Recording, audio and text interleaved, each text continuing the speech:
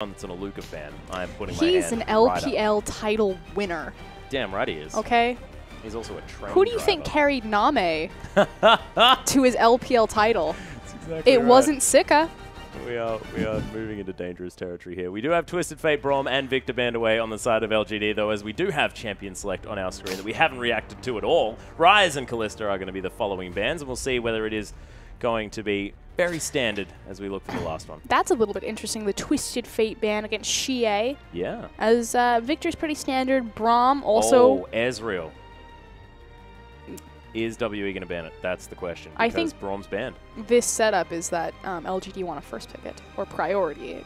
Well, it is available. We'll see whether LGD go there, because it makes a whole lot of sense in my brain. My brain's a very interesting place, though, so we'll see whether it is going to be the option. And Acorn is going straight for the Shen. So WE, they have the opportunity to grab the Ezreal if they want to. Oh, the thing, though, is Godvi is a fantastic Kassadin player, and I really like Kassadin as the answer to Ezreal. Oh, okay. So...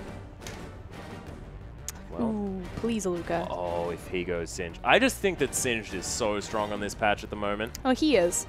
And so is Nidalee, actually. Direct buff to Spirit in that regard. There are 2 rules to WE. You do not let Spirit have Nidalee. You do not let Aluka have Scion. Well, Spirit's actually considering the Gragas instead. Ooh, Kog'Maw. They're actually considering a whole bunch of things, but the Kog'Maw is going to be locked in, and Spirit's going to grab his Gragas. Should be noticed that Kog'Maw on 5.13 especially can be used as a flex pick in between the mid lane and the AD carry. Oh, of course. I feel like stylistically for WE, Kog'Maw fits much more in line with Mystic's hands, again, a position-based AD carry. Yep. I'm actually really surprised that it took this long to see a Kog'Maw. I feel like on 5.13 specifically, and Korea's been playing a little bit of Kog'Maw, that Kog'Maw would really shine. Well, LGD going to waste no time, lock in their bottom lane there, as On the Hunt from the Civ are going to be available as well as the Janna. We saw this combo itself be utilized by EDG, but we'll see whether that is going to work out here heading against WE. Now, WE's turn to finish out their lineup with a couple more picks, probably going to save GA's pick till last. Imp, like Deft, a fantastic Sivir player. Kind of one of the differences between the two is I feel like Deft is much more about abusing the skill shot with the boomerang, whereas Imp is super punishing on the auto reset with her ricochet. Oh, yeah. It's pretty fun to watch him abuse Sivir's passive, the movement speed, and just W auto reset people to death. Fleet of Foot, I believe, is what you're talking about. Is that what her passive is called? It is indeed. I've got to have some skill. Remembering obscure passives is probably one of them. Probably not going to be locking in the Blitzcrank here as LGD. Now it's their turn to round out their lineup. No surprises that WE locked in the Scion here, and Conan going to be grabbing the Thresh. As we said, possibly saving GA's pick till last, but that could also be a Kog'Maw there in the mid lane. And here we are hovering over the Diana here for Godby. And blind picking Diana, that's dangerous, is what I learned from my previous cast with Small. Yes, but not necessarily for Godby. That is a good point. It's going to be locked in. Very comfortable on the Diana. We talked about this, before the game, that he is a legacy Diana player. Probably one of the most experienced Diana players in the LPL. One of his key champions. So finally bringing that one back, and it will be Xiaoxi taking Evelyn. Yeah, of course. Xiaoxi actually playing that in their previous series as well. Xiaoxi had sort of headed onto the Rift and was playing only Rek'Sai, and then decided that Evelyn was what he was going to take out. And WE, I'd be completely unsurprised they decided to lock in the Ezreal. He's so incredibly strong. But you have to think that LGD knew that this was coming, especially Xie's fantastic performance, splitting their last set on the back of his Ezreal carry. Yeah. Diana, as an assassin with a gap closer, will be very punishing to Ezreal if she ever manages to get a hold of him. And I want to talk about Xiaoxi briefly, simply because I feel like he hasn't had quite a good or a planned intro. So we saw him in week 7 joining LGD's lineup, taking over for TBQ. Now it's kind of been a rotating roster where you see TBQ one game and then Xiaoxi will come in. Yeah. Xiaoxi has no competitive experience.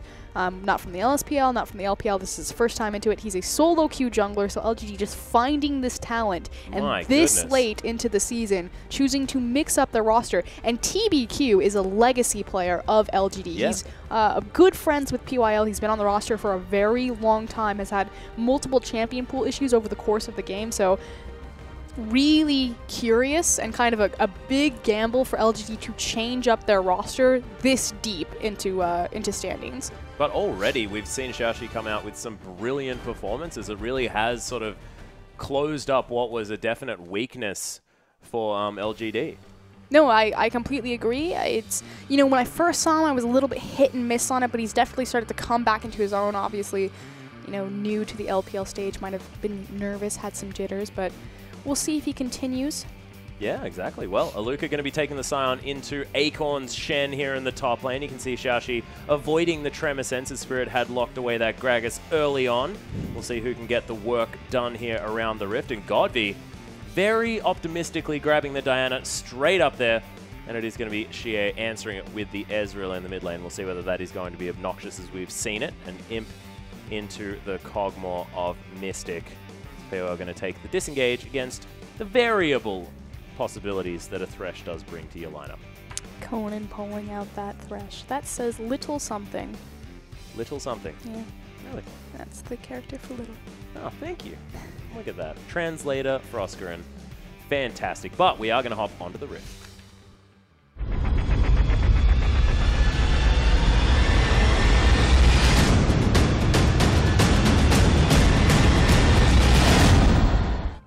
And here we are, ladies and gentlemen, onto the Rift for LGD versus WE, our final series of the evening. You can already see LGD racing out, trying to get their work done. Oh, Masquerade Evelyn! That's my favorite Evelyn skin.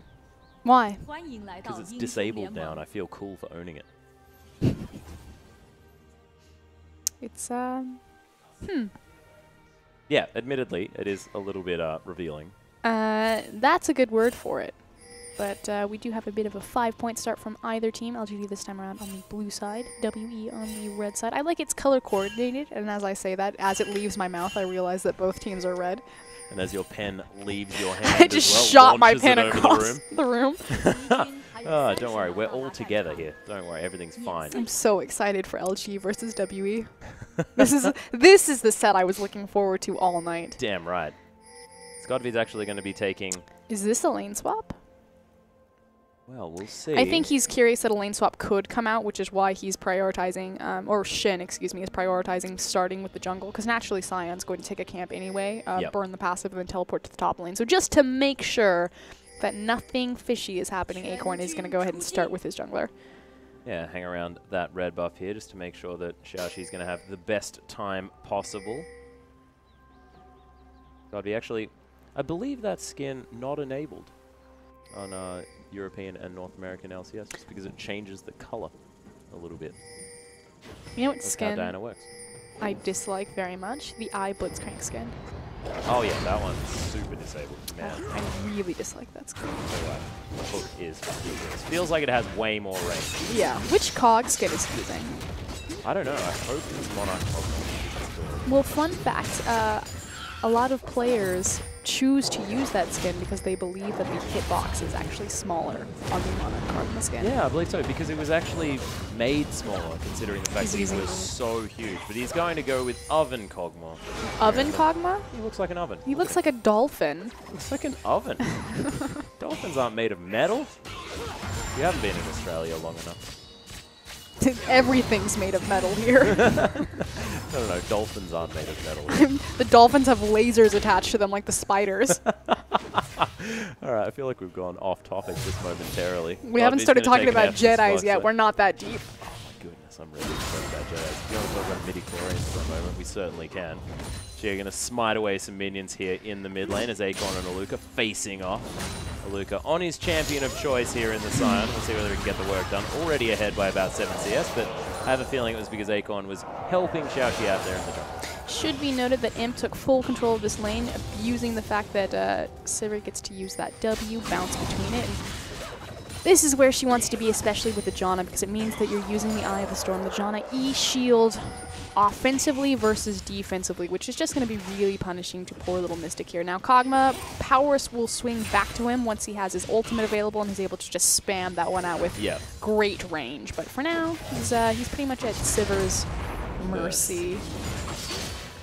Indeed. Well, looks like Godby's having a decent time here in the mid lane. Has actually teleported back, grabbed that summoner spell much like GA did when he first started to bring Diana into the game. A lot of people decide that you want to be able to move around a little bit more as that champion. Well, it's also very important that he's able to take the teleport simply because he is facing it against a Runeglaive Ezreal. So Runeglaive Ezreal in general has very few good matchups for himself, especially when he has to sacrifice one of his summoner spells to take the smite.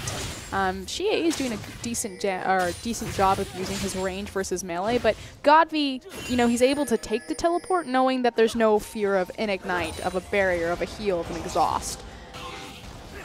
Yeah, knows that he can get away with it just a little bit more easily. Also knows that he can get away with taking down this Raptor camp as well. Godby wasting no time, just shoving up these waves over and over again and grabbing as much as he can. Already calling himself about a 7 CS advantage. GA has allowed that wave to reset.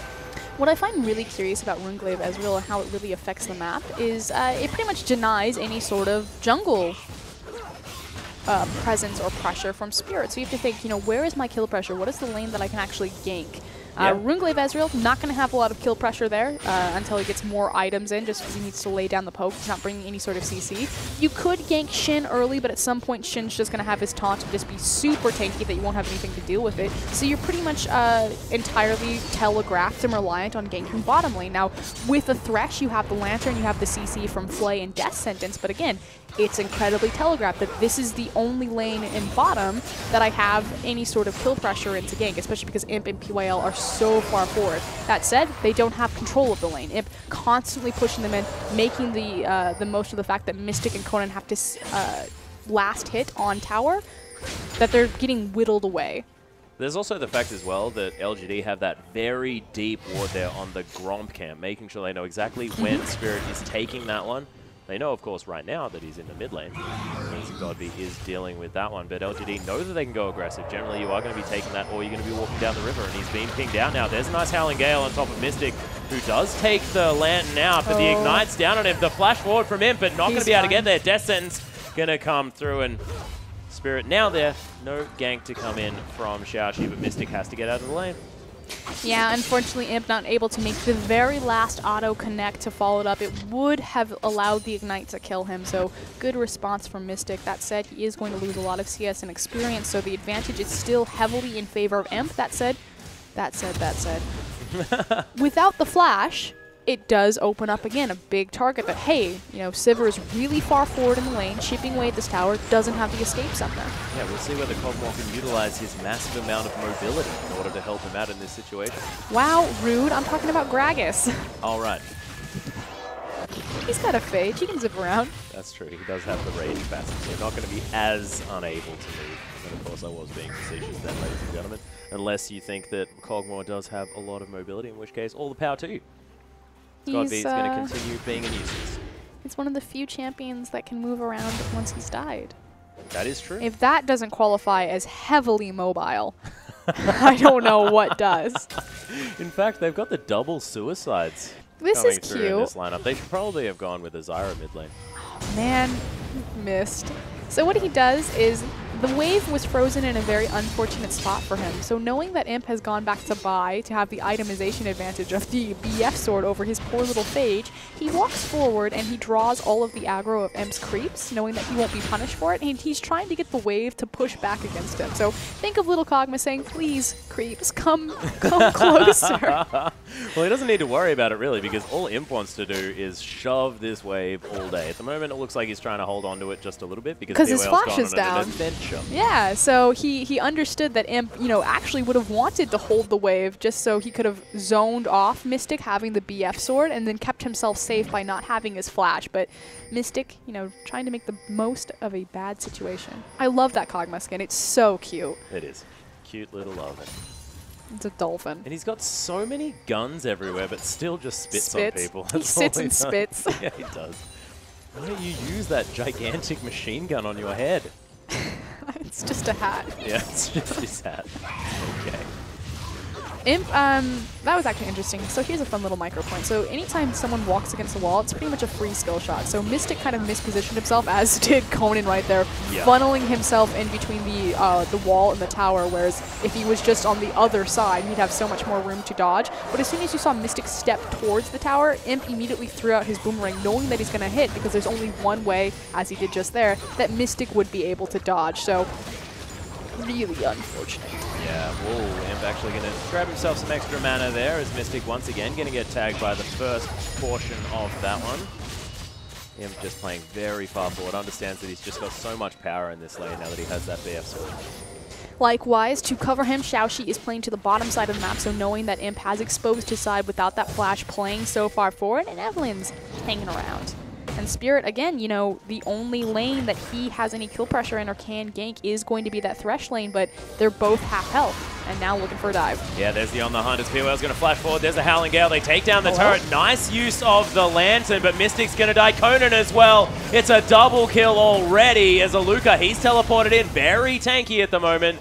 Going to save the rest of his members, but that's the whole bottom lane dead. First Blood's gone down, and that's an extra one with it. And this is really cool. So they're going to go immediately fall back onto the Dragon simply because their top laner has now been pulled down with the stand united, so they have complete control of that objective. And you immediately see Godv run to the top side to force that wave in because he has the teleport that if WE tried to fall back onto the mid-tier tower, he'd be able to teleport back into spawn. But they actually don't commit to the Dragon. Surprising. Yeah, don't commit to the Dragon here, but Godv able to make sure that Aluka misses out on a fair bit of farm crashing into this turret here that he probably would have been okay with had it sort of not been attended to, as both Acorn and Aluka had paid a visit to that bottom side of the map. Xiaoxi, he's going to get in here, use that W to speed himself up towards that Gromp, and he's going towards that Rune Glaive, as you would expect. Now a couple of assists in his back pocket.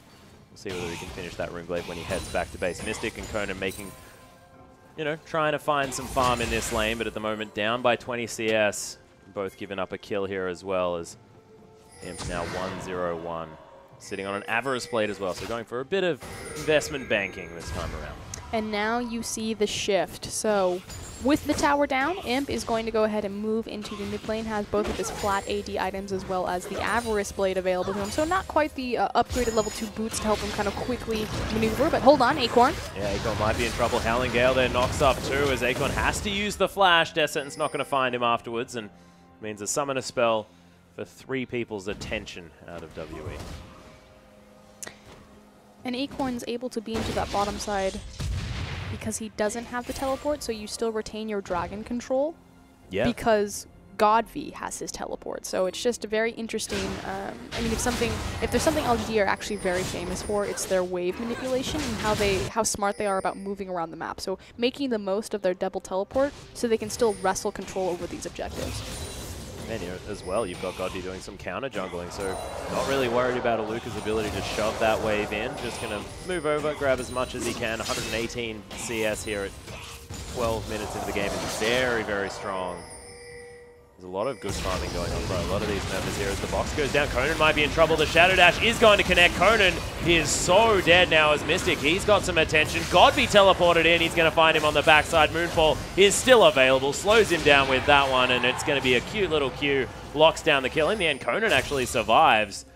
And Cathian Surprise is eventually going to destroy Mystic. And Godv just teleports in, grabs the kill, goes back.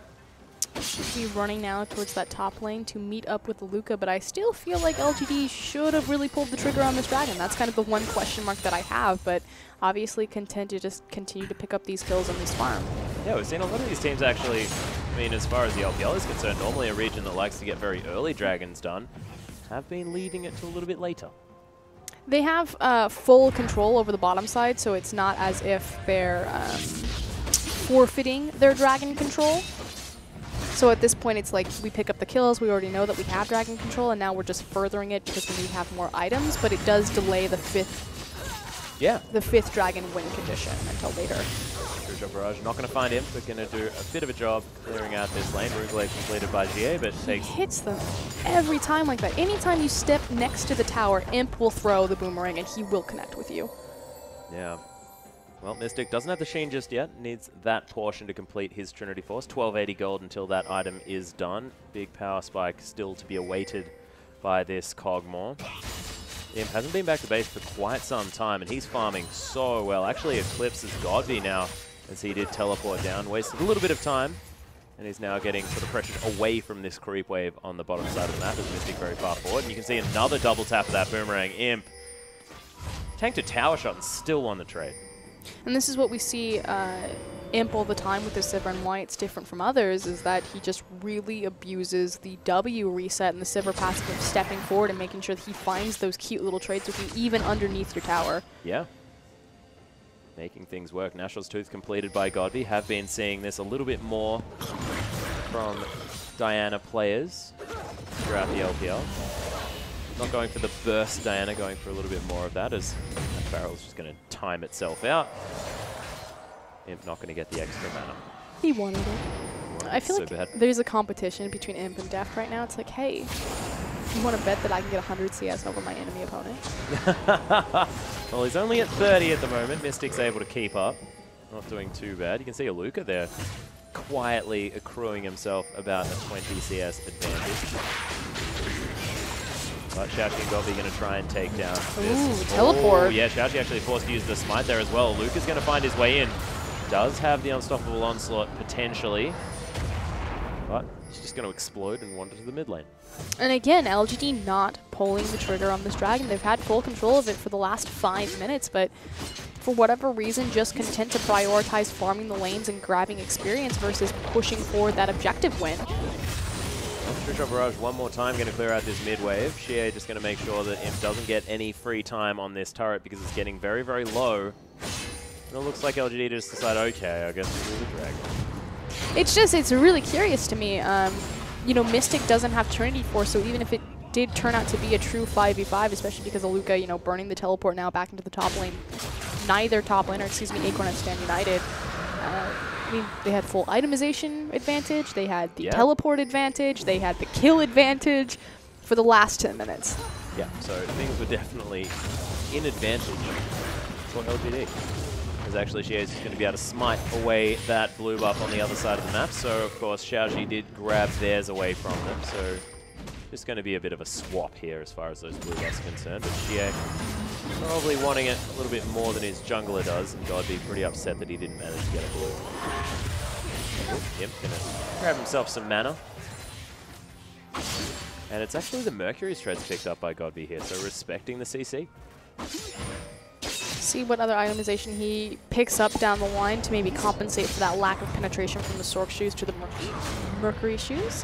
Typically, excuse me, Mercury Treads. Typically what people will do is they'll use the Abyssal in tandem with the Mercury Treads because the aura penetration will compensate for the fact that you don't have the Sorcerer shoes. And then likewise work really well in conjunction that they're both building MR.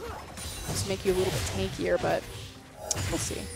Well, of course, Diana loves to build that item as well. You right up in the face of your opponent, so you can always make use of that passive magic penetration. Acorn is going to wander around the minions, trying to burn them with his Balmy Cinder. And yeah, Shen versus Simon, everybody. Not a whole lot happening. BOL not going to take too much. True Shot Barrage is going to do a bit of work, but nothing to write home about. And Xiaoxi with his Runeglaive and his Sightstone, just looking for some people. Godby being very patient, was looking for some assassination by hiding in Fog of War, but decides just to shove that one into the tower. And LGD, they normally play the map, but I feel like it's kind of something they really haven't been doing. Some, you know, decent rotations, but not near to the speed that we're used to seeing from them. Curious if it maybe has to do with the fact that Xiaoxi's on the roster versus TBQ. I also I like what LGD are doing, just with the fact that they do have this 1-3-1 they're able to utilize very, very effectively. The double teleport, yeah. Yeah. So utilizing that one quite nicely, able to get this mid lane outer turret as well. So 4,000 gold is the casual lead for this side, and no towers have been able to be grabbed by WE, because LGD have just always had a man in a lane. Doing a great job making sure that the mid laner and the AD carry are never splitting any of their farm. They have got strong deficits between, discrepancies between either of their opponents, although it's a bit smaller between Xie and Godby. Yeah, Xie doing a decent job trying to get himself some farm. He's been largely up against Imp and PYL though, and getting that wave shoved repeatedly into him. Xiaoxi's going to get spotted here as he speeds himself up, heading towards the top side of the map. Luca might need to be careful, but looks like the red buff steal is now in action This is LGD. pretty classic LGD, though. When they want to fight you, they just walk into your jungle and they just choke every single buff away from you. Yeah, well, Spirit actually answering. He's headed over towards that red buff. You can see Imps grabbed it. That's The why rest of PYL's LGD running. moving over. Yeah, Godby's here as well, looking to try and stop Spirit from taking this one away. There's the Q land. Moon falls down PYL. as well. Oh, the Monsoon gets him back over the wall. Howling Gale doesn't find him, but Spirit has to be very careful. Explosive cast there, but Xiaoxi, he's eventually going to be able to lock down that kill. Cute little flash from PYL to get himself to safety. Was trapped in that pit just a little bit, but that's the kill into Spirit. And that's the LGD that we expect to see. So making proactive plays through macro movements on the map, denying objectives, and then making the most, knowing that Spirit would try to trade red for red. PYL with the cute little maneuver to come through the pit, knowing that Gragas would try to belly bop through and pushes him right back over with Monsoon. Hey, buddy, where you going? Yep. No. Back you go. Back you go. So there we go. This is the LG that I expected, and then they quickly rotate Imp up into the top side, grab another freestanding objective. Yeah, and as soon as World Elite are sort of in any way in the backcourt able to utilize that by grabbing themselves that turret as well. They even denied the red buff here on the top side of the map, so Spirit's going to have to clear that one out for himself, and that buff is going to take a little bit longer to come back up. And right now, I mean, WE just trying to hang on and buy time for Xie to ramp up on not only the Ezreal, but also Mystic's Kog'Maw. Has the Trinity Force complete, Dragon will be spawning in 1 minute 30 seconds, and with the Runeglaive completed as well as the blue buff picked up alongside the needlessly large, WE are in a bit of a position to look for a team fight. Yeah, they could potentially find something here. Of course, Kog'Maw, a fantastic Trinity Force user, so using all of those stats, almost the best out of a lot of these AD carries. Of course, Corki, another one of those champions, but maybe just Kog'Maw in general, just uses the AP very well, uses his W plus the Sheen proc so amazingly well. The nice thing about Kog'Maw is that he's a hyper-scaling late game carry, and no one can deny that. But he also does get a sizable power spike into that mid lane, or into that mid game, because he is a Trinity user, and especially in tandem with a lot of these control mages, which also hyperscale into late game. You think Azir, you think Victor, things like that. The Runeglaive Ezreal kind of sort of will peak at mid game and then kind of really carry over into late game just because he's a very powerful champion right now. Yeah. But just makes Kog'Maw kind of interesting about his scaling and, you know, when teams can use him, which is why I was kind of curious that we haven't really seen a lot of Kog'Maw, that it's taken this long that Mystic, you know, would pull him back out. I actually think Mystic and Death, the two Koreans, are the only LPL players to really bring Kog'Maw back, but I feel like he fits this meta perfectly. He's got great siege. He peaks at mid-game as well as will scale into late game, especially in conjunction with Janna. Yeah. So, well, of course, Crystal did play a lot of the Kog'Maw as well, but hasn't very been early, playing on the lineup here for Snake. So Aluka has been discovered by Godby, who's trying to get some work done here. Stand United on top of him. Aluka taking a long time to die. Luna Rush is there. Akon flashes over the wall, does manage to lock down that kill, and GA's going to die. Luna Rush finishes that kill off for Godby. 2-0 and 2 for this Diana. And LGD, they might just go into the Baron. And so much global presence with the double teleport as well as the Stand United, and you are correct. They he's just going to wait for the cooldown and then go in. thought he missed out round 2. Yep, nailed it. Well, LGD are going to be able to take this one down. You can see Spirit's WE alive. are hanging around. I believe Spirit. He can possibly... Oh, the Monsoon again! And that is going to be the smite that locks down that Baron. That denial, double denial of Spirit to get over walls with that body slam from PYL. PYL has Spirit's number, but here we go. Yeah, Death Sentence onto Imp here as Spirit's going to get the body slam blocked out of the way here. Imp's going to go down. Conan locks down the kill. Mystic able to get a lot of damage down the side. Nice true shot barrage from the base from GA.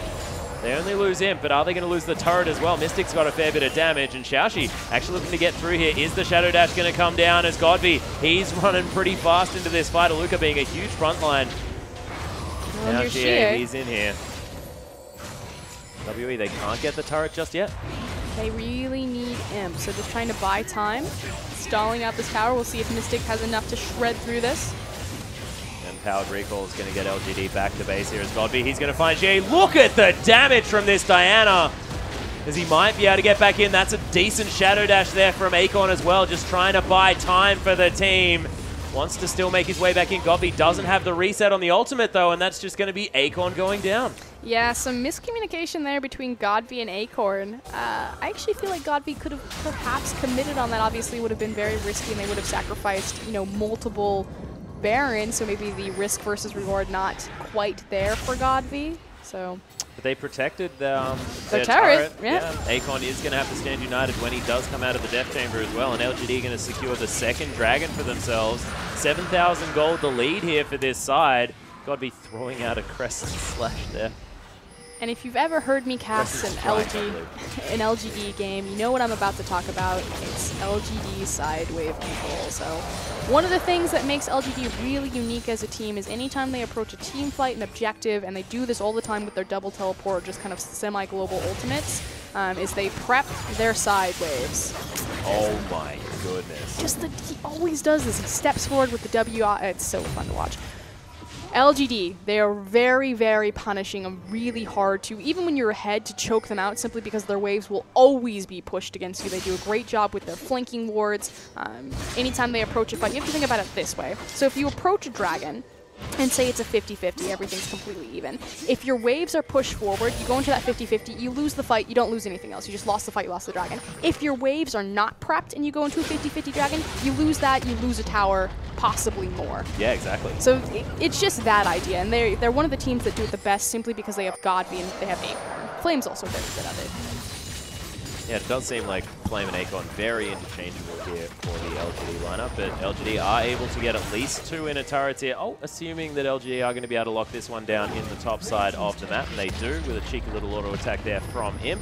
Spirit, not a whole lot he can do about it, but look, this inhibitor turret getting taken down very, very low. Godby's going to commit to it, able to lock it down. Look at the passive doing so much work. Aluka trying to hold on to Godby, stop him from doing anything. There's the ultimate as well. He is going to have to use the Zhonya's, does do it, but when he comes out, I think he's going to be dead. That said, they will trade the second tier mid tower, as well as the inhibitor in the top side, although not actually able to get it in time, so great response from WE. That said, still hemorrhaging. Yeah, of course, they did lose that turret there on the bottom side of the map, so LGD did get what they wanted to done on that side. It is going to be another needlessly large rod built up by Godby, though not going for any sort of Abyssal Scepter, anything like that just yet. Decided he wants the Stasis, which was useful. Did buy him extra time here for LGD to get some more work done on that mid inner turret. LGD are going to lose their outer there just because Godby was dead. But him going to stop anything else from coming through. And you think that LGD probably now going to try and re-prep those side lanes as they're pushing back in favor of WE. Yep, you do have big, sizable... Oh, On the Hunt's actually been popped here. Imp looking to try and take down GA. I don't know whether he's going to be able to kill an Ezreal, though. That was a little bit overzealous. Imp overzealous? Really? Never. Oh, Fisher Brush going to do some work. He popped his spell shield as he came around the corner because he expected Xie to throw it initially as soon as he was kind of safe and prepped the wave, and he didn't throw it, and then just a second later, boop. That was cute. Able to get a little bit of damage. Of course, the Vampiric Scepter going to help Imp, and he's already back to full health now as well. He's headed back to base, grabbed himself a Last Whisper, Alacrity enchantment on those boots as well, so with that Fleet of Foot passive, as well as the fact that he has the Alacrity enchantment on his Berserker's Grace, he's going to be moving pretty quickly around these team fights. And that's without even talking about the fact that Tailwind's there as well as the On the Hunt. And again, Imp making sure that he reset that wave before he went back and got his boot enchantments. And meanwhile, in the top lane, Acorn, what's he doing? He's pushing waves. He is. Able to get that one. Moving towards WE's base. Kept that whole wave there as well, so we'll see what he's going to be able to do. Luca, a little bit undecided about where he wants to go, actually hanging around his base. We'll see whether he wants to use the Unstoppable Onslaught and sort of in order to start a fight. Of course, Stand United and Teleport available, and Spirit, he was looking for that body slam in. Not going to get there. Imp going to use the Spell Shield, but Conan wasn't going to connect that Death Sentence anyway. Returning to the 1-3-1, it's very important that Sivir be used in this composition. So you have to think about it this. So if Godby and the ping did go down onto this inhibitor, if they decide that that's going to be their primary objective as opposed to sieging the mid-tier tower, then it's important that Sivir is with the 3, because anytime WEC where Acorn and Godby are, they should make the call to pull the trigger and to try to engage on the 3. Sivir uses her ultimate defensively and just runs away. Well, LGD, they are going to use the ultimate here. Xiaoxi right in amongst it. Oh, There's the wow. Monsoon from PYL just getting Conan completely into no man's land. Explosive cast down. Godby's going to die. Xiaoxi still trying to get the work done, but you can see GA from the outside. They've got them corralled. Nice devastating smash there from Aluka as he's trying to get this one working out, but Aluka is going to die. Shadow Dash a little bit late there as Imp able to get a nice crit on top of Mystic. Imp actually flashing over the wall. Shea is going to die to that one. No more funny business. Akon tanking up everything. Spirit's going to die. Mystic not long for this world as well unless he gets the heck out, which he's going to do. And LGD, you have to think, probably going to grab themselves a couple of inhibitors off this. At least 2 right there, so I was just about to explain, you know, how this setup, the 1-3-1 with the Sever really works and all the bases that it covers. But if you just kind of watch everything burn, since LGD are so good at applying map pressure at pretty much every single angle all at once, WE just kind of caught with their pants down, completely out of position, and LGD go ahead and pull the trigger, diving the tower. Fantastic flash monsoon from PYL to split them up and to push several members back into his waiting team. You can see Imp actually decided to go for that Negatron cloak, so might be going towards that Guardian Angel. Does have the makings of a Blade of the Ruined King there with the Bilgewater Cutlass. See what they're going to be able to make from here. Akon hanging around in the mid lane, wants to get that one moving forward. You can see pings on the side waves. WE allowing theirs to push out. There's the Dragon. Number 3 going to be going down here for LGD in response to WE's 0. Well, Baron is available as well, so WE will see whether they make a play onto that one. Godby up towards the top side. Acorn using his teleport advantage. Well, I guess it's not an advantage, but using his TP, pushing out the bottom side because Aluka does have his TP. So Aluka will have to recall sooner or later here and go down to meet him. There he goes. He is going to respond to the split push of Shen. Not exactly a dangerous one because it doesn't do a lot of damage to the turrets, but he's going to be able to move these waves forward. And I guess, you know, doesn't need to worry about turret damage. He can kill an inhibitor. That one doesn't fight back. How to win through creep control. Well, On the Hunt's going to be popped one more time. Mystic has to be very careful. Get some ooze out there, but Lunar Rush was too much. There's the Shadow Dash of the Luca. He gets the double knock-up onto Xiaoxi and Imp. They do use the Locket of the Iron Solari, but Conan's going to die. Akon trying to get forward, but doesn't find the taunt onto Aluka. And GA trying to kite back, but LGD, they found their way into the base. Devastating smash onto Akon, but he just takes no damage. LGD too strong at the moment. Monsoon going to keep them all healthy. And LGD, they're going to push forward and try and end this game. Just not enough respect over the reach that Sivir can give an engage tool. That's twice now. WE caught out of position and just not expecting the speed of which On the Hunt can run them down. LGD as well have a 14,000 gold lead at the moment, so looking very, very strong towards the end of this game. 2 inhibitors down on the side of WE, 3 dragons to 0. Massive turret disparity as 8 turrets are being taken by LGD to the 1 of WE. That outer in the mid lane that was actually quite difficult for them to take as well. LGD actually peeling off the Baron.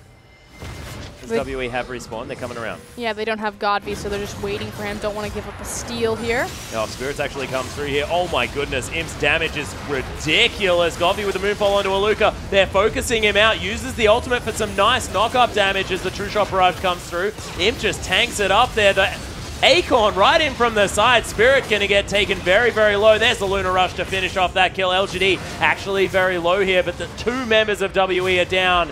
And GA and Mystic with no frontline apart from Aluka with about 600 health. They do have to back away. LGD just winning fight after fight. I find it a little bit curious to kind of recap of how we got to this point, because it seems like LGD just kind of suddenly exploded with their massive gold lead over WE. WE only picking up 4 kills. Their early game was still relatively slow and not quite as I don't even know what the word I want to use. Objective-oriented. You think about how late it took them to take the initial dragon. It's only once PYL has gotten involved with LGD that they've been grouped up as 5 that things have really started to explode as far as their macro movements. So LG, historically as a team, because again, you think back to their former jungler TBQ, are very good at hiding their jungler. At kind of, you know, waiting at the lane phase, having a slow start to a game, and then suddenly, again, as soon as their shot caller, their captain PYL gets involved with them, everything starts going right. It's much easier to direct them and kind of control the team. And I still feel like this is a problem with Xiaoxi, or at least what this game has shown us. This doesn't look like a different team between Xiaoxi and TBQ. No, not as much. You are right. Godby and Akon going to take some damage from that crucial barrage. Not going to stop them taking this Baron down. Xiaoxi wasn't even there. They just knew that no member of World League could get anywhere near that Baron. And now with 2 inhibitors down, Baron buff circling the members of LGD. Mystic also discovering Xiaoxi here. You can see so many wards so far up for LGD. And LGD now looking to try and close this game out. Have Baron, have the gold lead, have a massive imp. Yeah, does Imp seem to eke more damage out of Sivir than any other player? Sivir just seems to do.